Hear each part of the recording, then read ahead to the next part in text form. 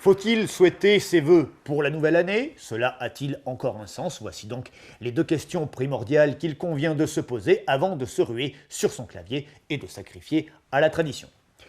La nouvelle année succédant à l'ancienne, là aussi plus par tradition que par véritable politesse, je conseille généralement de s'y prendre à l'avance. A priori, 2 bons mois paraissent suffisants pour réfléchir à la question, à condition, bien évidemment, d'y consacrer toutes ces soirées. Je n'inclus pas évidemment le week-end qui lui est consacré aux jeux de balle et aux visites extra-utérines. 2 mois donc suffisent, un petit peu moins pour nos amis chômeurs qui eux sont privilégiés puisqu'ils peuvent y consacrer leurs après-midi. Partant de là, vous pouvez établir une réponse et là-dessus, bien évidemment, c'est l'expérience qui parle. Je vais donc parler de mon propre cas personnel en ce qui concerne l'année écoulée. J'ai pris quelques notes via les réseaux sociaux et notamment le commentaire d'un certain Paul S. qui écrit sur mon mur Facebook le 2 janvier 2015, je lis « Je te souhaite une bonne santé à toi et à tous tes proches pour la nouvelle année, c'est le plus important. » Voilà, donc j'entends déjà les premiers d'entre vous qui se scandalisent d'une telle formule, peut-être parce qu'ils me connaissent, et qu'ils savent qu'en 2015, j'ai été malade 3 fois. Une bronchite en février, un malaise vagal en août, et une otite un peu plus tard, en septembre.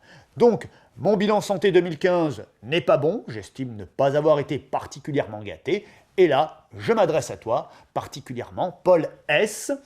J'estime que pour écrire des commentaires à l'emporte-pièce et des formules préfabriquées de toutes parts, certes, tu es très malin, mais je trouve, dans les faits, que tu n'as pas souhaité si fort que ça que j'ai une bonne santé pour l'année 2015.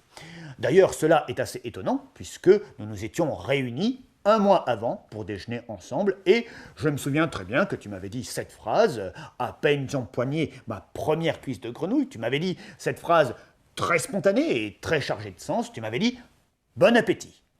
Voilà, ça n'avait l'air de rien sur le moment, et puis petit à petit, bouchée après bouchée, j'ai senti que les plats étaient de plus en plus savoureux, je prenais beaucoup de plaisir à manger, et finalement, eh bien, j'ai repris 2 fois de l'omelette norvégienne.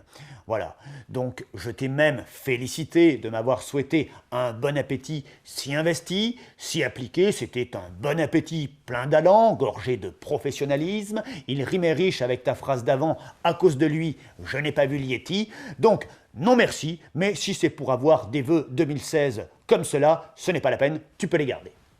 Donc, souhaiter ses vœux pour la nouvelle année, pourquoi pas, mais attention, pas n'importe comment, trop d'erreurs sont commises chaque année qui peuvent aboutir à briser des vies si cela est fait négligemment. Attention aussi à la redondance de la formule « bonne année, bonne santé ».